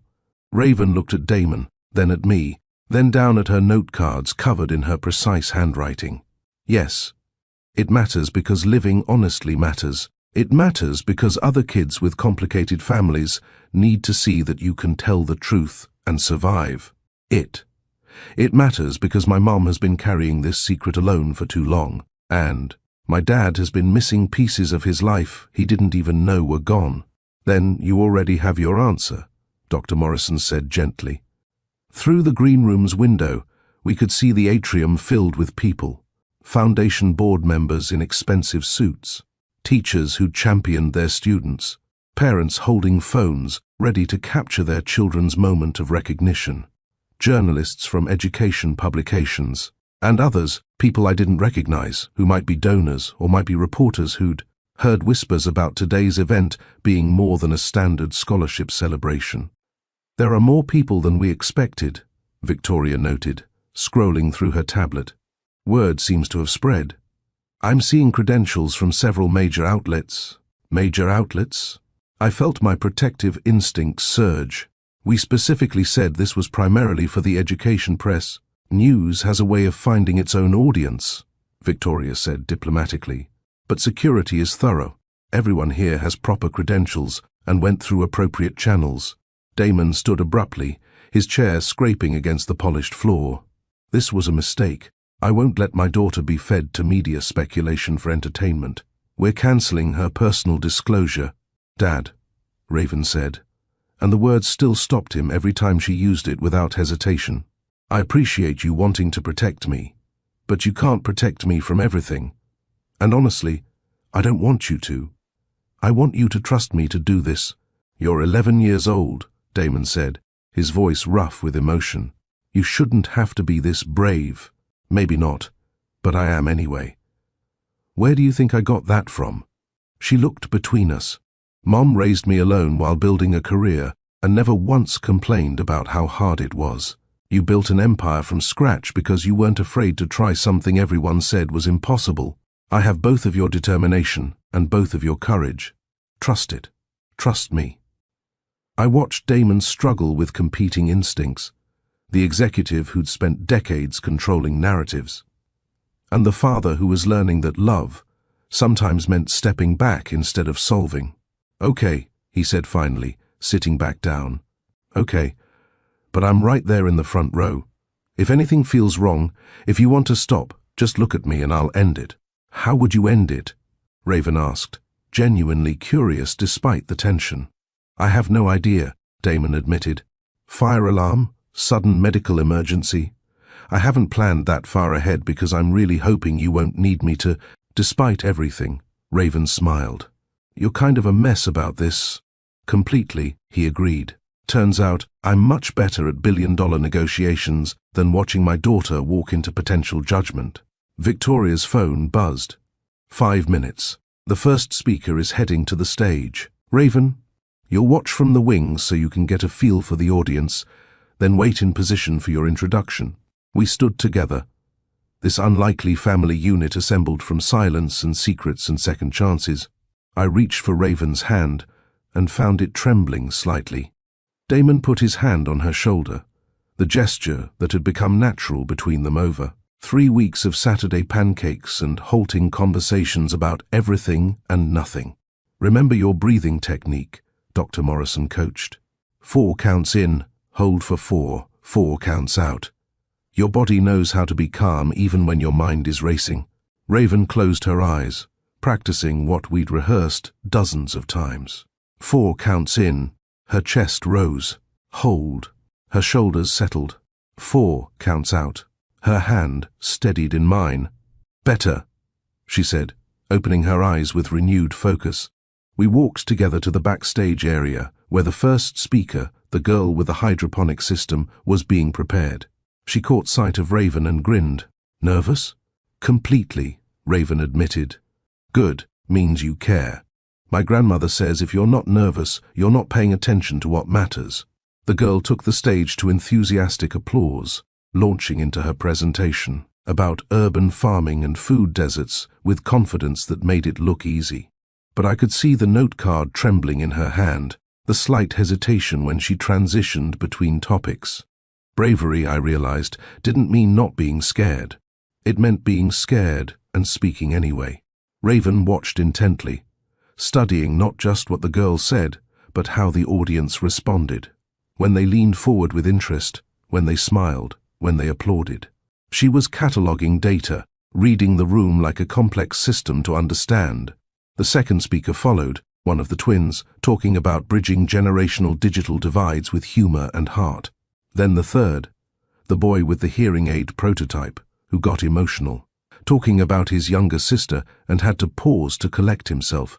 The audience waited patiently, supportively, and when he continued, they listened with even more attention. They're kind, Raven observed quietly. The audience. They want us to succeed. Most people do, Dr. Morrison said from her position beside us in the wings. We expect judgment because we've internalized criticism, but most people are rooting for courage when they see it. The fourth speaker finished to standing applause. Victoria appeared at Raven's elbow. You're up. Remember, you can read from your cards, you can improvise, you can do whatever feels right in the moment. There's no wrong way to tell your truth. Raven pulled her note cards from her pocket, glanced at the first one, then tucked them all away again. Actually, I think I need to do this without them. The words are in my head. The cards are just insurance against fear, and I don't want to insure against this. Are you sure? I asked, my own anxiety spiking. No, she said honestly, but I'm doing it anyway. The MC's voice rang out over the sound system. Our final speaker needs no long introduction. Her essay on infrastructure, community, and systemic solutions moved our selection committee to a unanimous decision. Please welcome Raven Graves. The applause swelled as Raven stepped into the light. I moved to the wing's edge where I could see both her and the audience. Damon was exactly where he'd promised, front row center, his hands gripped. Together so tightly, his knuckles showed white even from this distance. Raven walked to the microphone with steady steps, her purple ribbon catching the afternoon light streaming through the windows. She adjusted the mic stand to her height, a small practical moment that somehow made everything feel more real, more human. Then she looked out at 200 faces waiting to hear about streetlights and solutions. Thank you, she began, her voice clear despite the nervousness I knew she felt. I'm Raven Graves. I'm 11 years old, and before I talk about broken streetlights, I need to talk about broken silences. The room shifted, attention sharpening. I saw journalists lean forward, recording devices ready. I saw Damon's expression transform from anxiety to something like awe. I saw my daughter standing in her truth, about to speak words that would change everything. My project maps darkness in forgotten neighborhoods, she continued, her voice growing stronger. But first, I want to talk about another kind of darkness, the kind that lives in secrets kept for protection. Because 3 months ago, I did something that changed my life and my family. I applied for this scholarship, and in the application, I listed my father's name for the first time ever. I wrote, "Father, Damon Blackwell." The room went completely still. You could have heard a heartbeat, a breath, a world reorganizing itself around new information. "He didn't know I existed," Raven said simply, clearly. "Not because he didn't want me, but because my mother made a choice when she was young and scared that keeping me secret was the same as keeping me safe. And maybe she was right then. Maybe that was the brave choice at that moment. But secrets have expiration dates, and ours have come due." I watched tears stream down my face, watched Damon's hands unclench as he leaned forward. Watched 200 people witness a child being brave enough to rewrite her own story in real time. If this is speaking to you, save this video for later, and subscribe to Mr. Steele Rich Stories. We tell powerful, true-to-life narratives every week, stories about courage, family, and what happens when truth finally demands its moment. Raven continued speaking, her voice steady, her message clear, and I realized that somewhere between the fear and the courage, between the past and the future, my daughter had figured out what I'd spent 11 years learning, that truth doesn't destroy what's real. It only destroys what was never solid to begin with. Raven let the weight of her revelation settle over the room for 3 measured breaths. I could see her counting them, using Dr. Morrison's technique to stay centered while 200 people processed what she'd just said. Then, with the same calm precision she brought to solving impossible problems, she continued. "But this presentation isn't about my family history," she said, her voice gaining strength. "It's about how we fix things that are broken. So let me tell you about streetlights." The transition was so smooth, so deliberate, that it took the audience a moment to follow. She'd acknowledged the revelation and then firmly directed attention back to what actually mattered: her work, her vision, her solution to a problem everyone had accepted as unsolvable. She gestured to the screen behind her where her first slide appeared, a map overlaid with dark patches where streetlights had been reported broken for more than 6 months. "This is my neighborhood. Every black dot represents a light that's been out long enough for people to stop reporting it. We've learned that darkness is just how things are." Click. The next slide showed safety statistics correlated with those dark patches. But darkness isn't neutral. It's a choice we make, not individually, but systemically. When we let lights stay broken, we're choosing to let some neighborhoods exist in shadow, while others stay illuminated. She walked them through her research with the clarity of someone who'd lived inside this problem for years. How she'd noticed patterns, discovered that individual reports got lost in bureaucratic systems designed for different eras, how repair crews responded to single addresses rather than geographic clusters. "The city doesn't ignore these reports on purpose," Raven explained. "They just have an inefficient system. Repair crews traveling to individual addresses means sending trucks out for single lights. It's expensive, time-consuming, and easy to deprioritize when budgets tighten." Click. Her app interface appeared, clean, intuitive, brilliant in its simplicity. "My solution bundles reports by geographic proximity. Instead of fixing one light at a time, repair crews get optimized routes, handling multiple lights in the same area. What used to take 5 separate trips now takes 1. She demonstrated the app's features: crowdsourced reporting, real-time mapping, automated bundling algorithms, predictive maintenance based on usage patterns. I tested a prototype in 3 Brooklyn neighborhoods over 6 months. Average repair time dropped from 47 days to 11. A hand shot up from the audience. A city official I vaguely recognized. "Did you coordinate with the Department of Transportation?" "I tried," Raven said honestly. "They said they'd review my proposal and get back to me. That was 4 months ago, which taught me something important. Sometimes you can't wait for systems to fix themselves. You have to build new systems that work so obviously better that the old ones become embarrassing to maintain." Appreciative laughter rippled through the crowd. Even the journalists were taking notes about the actual project now. the family revelation temporarily secondary to innovation. Broken lights are just one example, Raven continued, her confidence building with each word. The same bundling principle works for infrastructure maintenance, resource distribution. Any service that's currently handled reactively instead of systematically. We accept inefficiency because we've forgotten that cities are just complex problems waiting for better solutions. She was in her element now, passion overriding nervousness. This was who Raven truly was, not defined by her father's wealth or her mother's choices, but by her own fierce determination to fix what others accepted as broken. Which brings me back to truth, she said, and the room stilled again. I put my father's name on my application because it was honest. He's Damon Blackwell. He didn't know about me before that application. He knows now. And we're figuring it out the way good people figure out complicated things, with honesty, patience, and the belief that broken connections can be repaired if you're willing to do the work. She looked directly at Damon then, and I saw his composure finally break completely. Tears tracked down his face openly, unapologetically, visible to everyone in the room. My mom taught me that secrets don't protect people, they just postpone truth, Raven said, her eyes finding mine in the wings for a brief moment. My dad is teaching me that it's never too late to show up for what matters.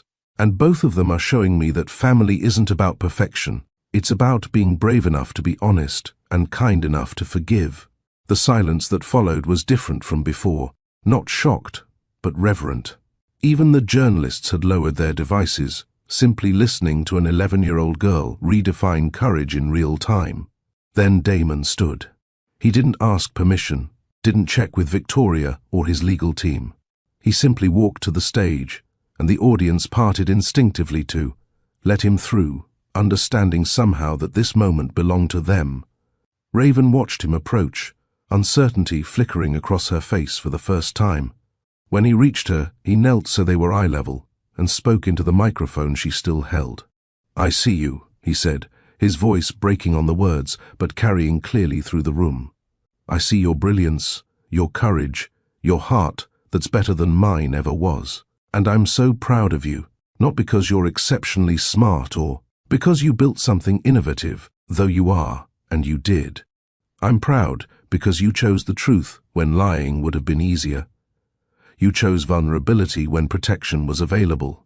You chose to trust that people are fundamentally good, even when you had reasons to doubt." He paused, struggling for composure, while 200 people watched. "I missed the first 11 years of your life. That's time I can never get back, mistakes I can never undo. But I'm here now, and I'm not going anywhere. Whatever comes from today, whatever the headlines say, whatever people speculate, I want you to know that being your father is the greatest honor of my life." Raven set down the microphone carefully, then stepped into his arms. The hug was captured by a dozen cameras, but somehow it felt private anyway. A moment of genuine emotion that transcended the performance of public life. When they separated, Raven picked up the mic again, her composure remarkable. "Questions? About the streetlight project, I mean. We can save family questions for therapy." The room erupted in laughter. Warm, supportive, released tension transforming into appreciation. The panel of judges, who'd been silent throughout the personal revelation, seemed to remember their function. The older woman in the center, a retired professor of urban planning, cleared her throat. "Your bundling algorithm," she began, returning focus to the work.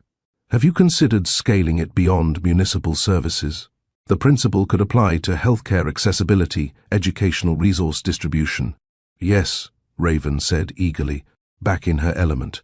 "Actually, I have notebooks full of applications. If you bundle community health appointments by geography, you reduce transportation barriers. If you bundle tutoring requests by subject and location, you create study groups instead of isolated sessions. The core insight is that efficiency and community aren't opposing values, they're complementary." They discussed technical details for several minutes, Raven fielding questions with expertise that made her age irrelevant. The journalists were still taking notes, but now they were writing about innovation rather than scandal. Finally, the panel chair stood, We'd like to announce our grand prize winner, the recipient of the full scholarship package including graduate school funding, mentorship, and program support. The room waited. The other 4 finalists sat together, holding hands with their families. This year, the selection was unanimous before we knew about any personal connections. The chair continued. The essay spoke for itself. The prototype worked. The vision was both practical and transformative. Our grand prize goes to Raven Graves. The applause was thunderous, genuine. Raven walked to accept the award, a crystal recognition piece and a folder outlining the scholarship terms, and shook hands with each panel member with grace and gratitude. The older panelist who'd asked about scaling spoke again as Raven returned to the microphone, her voice warm and carrying a smile. Your app is efficient, young lady. Turns out your approach to family is too. You've taken a complicated situation and bundled it into something that works. That's the mark of a truly brilliant problem solver. Scattered laughter, but also appreciation for the elegant observation. As Raven left the stage, the formal program concluded, and the room erupted into conversation. I rushed from the wings to meet her, Damon arriving at the same moment from the opposite direction. We collided in an embrace of relief and pride, so overwhelming it felt like drowning in joy. You did it, I whispered into her hair. You were extraordinary. We did it, she corrected, her voice muffled against my shoulder. All 3 of us. We chose the truth together. Damon wiped his eyes without any self-consciousness. That was the bravest thing I've ever witnessed. Really? Raven looked skeptical. You've negotiated billion-dollar deals. Those were just numbers, he said. This was your heart. There's no comparison. 6 months after the showcase, our lives had settled into a rhythm that felt nothing like the spectacle I'd once feared, and everything like the family we were slowly becoming. It was a Thursday evening, our new standing dinner night, and Damon was learning to navigate the subway route to our apartment instead of sending his driver. He'd texted me a photo of himself on the platform with the caption, "Public transportation is humbling." Also, someone just asked me for directions, and I actually knew the answer. I smiled at my phone while finishing the braids I was weaving into Raven's hair, a ritual we'd maintained since she was 3. She sat on the floor between my knees, working through advanced calculus problems that her regular math teacher had stopped assigning her, having accepted that Raven had already taught herself beyond the curriculum. Dad's running late, she observed, without looking up from her notebook. He texted, "Train delays. He should account for variables and leave earlier." But she was smiling as she said it, that fond exasperation reserved for people you love despite their imperfections. The doorbell rang 17 minutes later. We'd started noting Damon's arrival times because Raven had created a statistical model of public transit reliability and needed data points. He entered carrying grocery bags and looking slightly disheveled in, a way that would have shocked his board members and delighted me. The train stopped between stations for 15 minutes, he announced. No explanation given. I walked the last few blocks. Also, I think I'm developing strong opinions about infrastructure investment. "Welcome to how most people live," I said, accepting the bags. "What's all this?" "Ingredients." Raven sent me a recipe last week and I thought we could cook together. He looked almost uncertain about it, this man who commanded boardrooms. "If that's okay. I know Thursday is usually your cooking night, but I wanted to try making something." "You want to cook?" Raven looked up, genuinely surprised. "I want to learn things that matter," he corrected. "Like how to make food my daughter enjoys, and how to be useful in a kitchen that doesn't come with professional staff." We cooked together in our tiny kitchen, 3 people navigating limited counter space. With the same problem-solving skills Raven applied to her engineering challenges. Damon was terrible at chopping vegetables, his pieces wildly inconsistent, but he followed Raven's patient instructions without ego. She'd inherited his quick learning curve. He was discovering he'd inherited nothing regarding culinary talent. "The key is uniform size," Raven explained for the 3rd time, demonstrating proper knife technique. "Otherwise they cook unevenly and the whole dish fails." "Your daughter speaks in systems analysis even while cooking," Damon observed to me. "Our daughter," I corrected gently. She's yours too now. You don't get to observe from outside anymore. He paused mid-chop, something vulnerable crossing his face. I'm still getting used to that. Having the right to claim her. You don't have to claim her, Raven said, not looking up from the pot she was stirring. You just have to show up. You've been doing that. After dinner, the stir-fry was decent despite Damon's chaotic vegetable pieces. We settled into our established routine. Raven had homework, which Damon helped with when it involved physics or economics, and wisely stayed quiet about when it required literary analysis. I worked on a grant proposal for expanded library programming.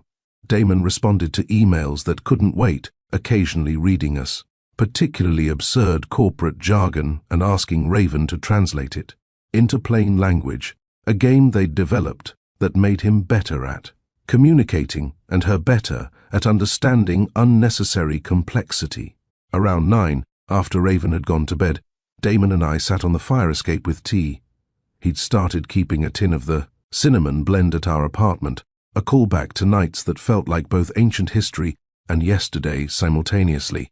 I saw the feature in the Technology Journal, he said, about Raven's app being adopted by the city officially now. She's handling it well, staying focused on implementation, not the attention.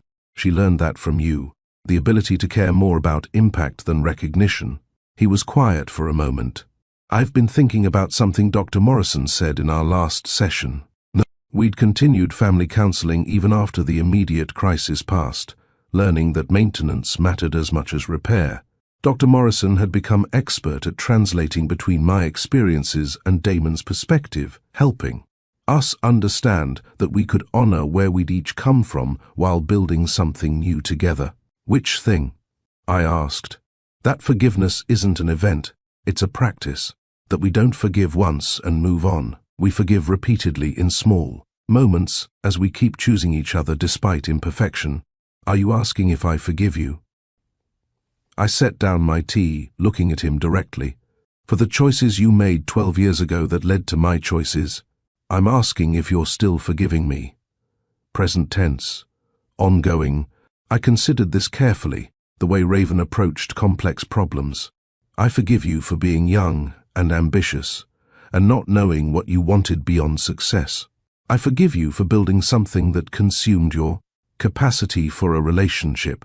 I even forgive you for making me feel like I had to choose between protecting our daughter and trusting you with her existence. But, he heard the hesitation, but I'm also still learning to trust that you'll choose her when your work gets demanding again, because it will. There will be moments when the company needs everything, and Raven needs you simultaneously. That's when the real test comes. I know. He reached for my hand, a gesture that had become natural again through months of careful rebuilding. I can't promise I'll be perfect, but I can promise I'll keep choosing her, keep choosing you, even when it's inconvenient, especially when it's hard. That's all anyone can promise, I said. Raven has this philosophy about debugging code. She says the goal isn't to write perfect programs, it's to build systems that fail gracefully and recover quickly. Maybe that's what family is too. Not perfection, but resilient imperfection. He smiled. Our daughter is going to change the world someday with philosophy like that. Our daughter, I echoed, and watched him absorb the pronoun like a gift he was still learning to accept. The following Saturday, Damon suggested a walk through the neighborhood. I want to see it through your eyes, he explained. Understand the foundation of the choices you made. We walked the route I'd traveled countless times, past the corner store, where the owner had extended credit when money was impossibly tight, past the community garden where Raven had learned about ecosystems, past the library branch where this whole story had begun. Damon noticed everything. The mural painted by local teenagers, the informal library, someone maintained in a converted box, the way neighbors greeted each other by name. This is wealth, he said finally, stopping on a corner where one of Raven's mapped streetlights now shone brightly. Not the kind I've spent my life accumulating, but the kind that actually matters. Connection, community, people who know your daughter's name and ask about her projects. Money is a tool, I said. Community is a foundation. You can build temporary things with money alone, but anything lasting requires the other stuff, the Showing up, the being known, the letting people see you struggle and celebrating when you succeed. We stopped in front of the streetlight, and Damon looked up at it with something like reverence. She fixed this? She reported it through her app. The city bundled it with 6 others on this block. They were all repaired within 2 weeks. I touched the pole lightly. A neighbor thanked me at the store and said her daughter feels safer walking home from her evening shift now. That's the kind of change you can see and touch. That's what our daughter builds. Our daughter, he repeated. And I heard my own earlier lesson reflected back.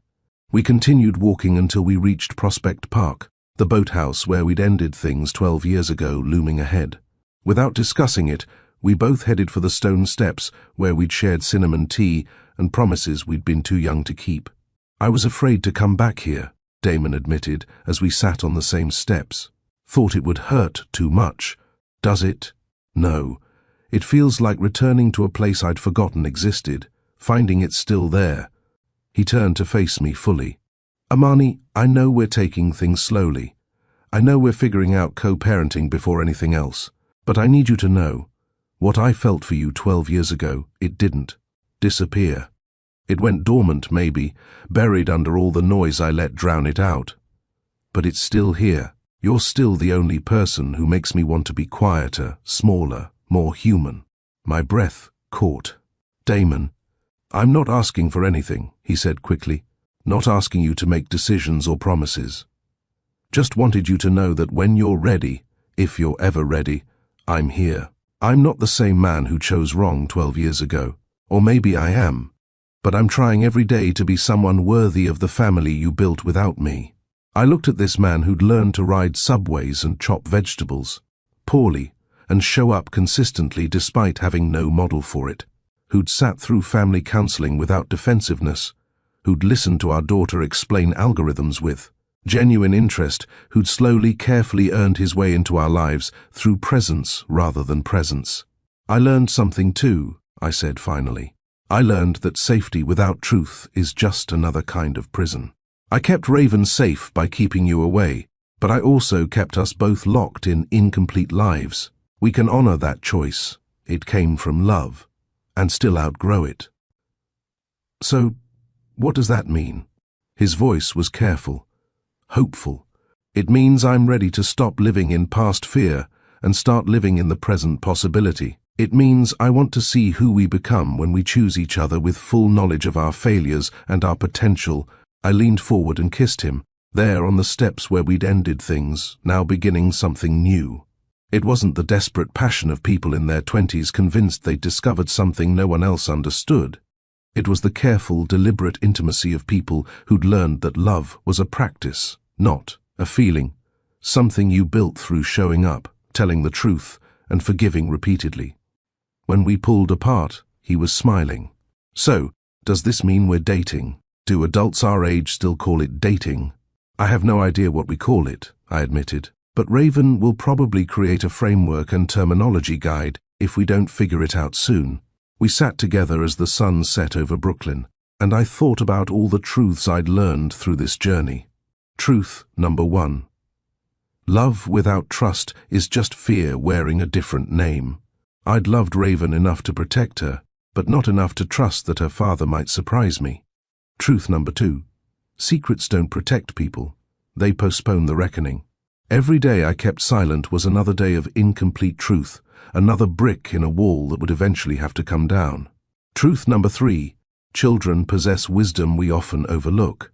Raven navigated our family complexity with more grace than either parent, because she understood that complicated doesn't mean broken. Truth number 4.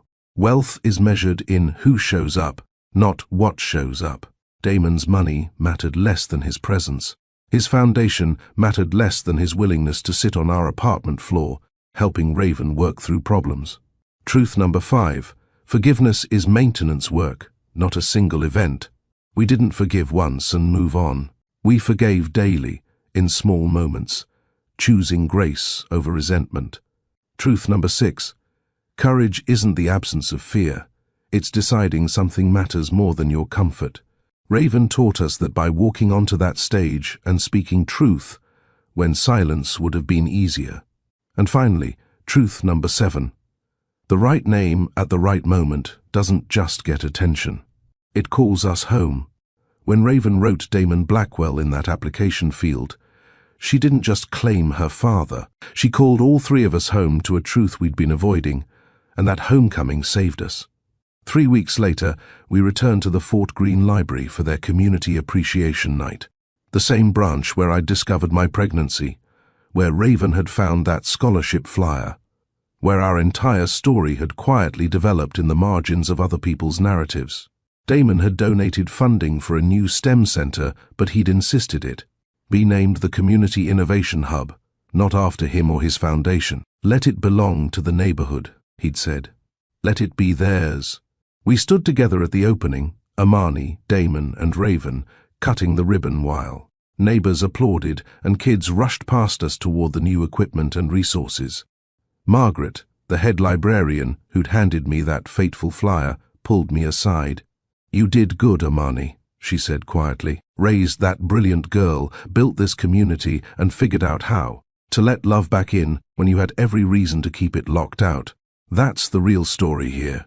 I watched Raven show a group of younger kids how to use the design software, Damon standing back to observe. Rather than interfere, learning that support sometimes meant staying quiet and letting others shine. "Yeah," I agreed. "I think we did okay. If this story moved you, please hit that like button and share it with someone who needs courage today. Subscribe to Mr. Steele Rich Stories for more powerful, true-to-life narratives about family, forgiveness, and the complicated courage it takes to live honestly. Drop a comment telling us your biggest takeaway from this story and answer this question: what truth are you ready to speak with kindness? What secret are you carrying that might actually be lighter if you shared it with the right people? And thank you, truly, deeply thank you, for helping us cross 600 subscribers. We're building something special here, a community that believes in the power of stories to change how we see ourselves and each other. We're just getting started, and I can't wait to share more journeys with you. Remember, the truth doesn't always set you free immediately. Sometimes it just sets you on the path toward freedom, and you have to walk it one brave step at a time. But you don't have to walk it alone. Until next time, keep telling your truth, keep showing up for what matters, and keep believing that complicated families can become beautiful ones when everyone chooses courage over comfort. This is Mr. Steele Rich Stories, reminding you that the best stories aren't about perfect people making perfect choices. They're about real people choosing love, truth, and second chances, even when it's terrifying.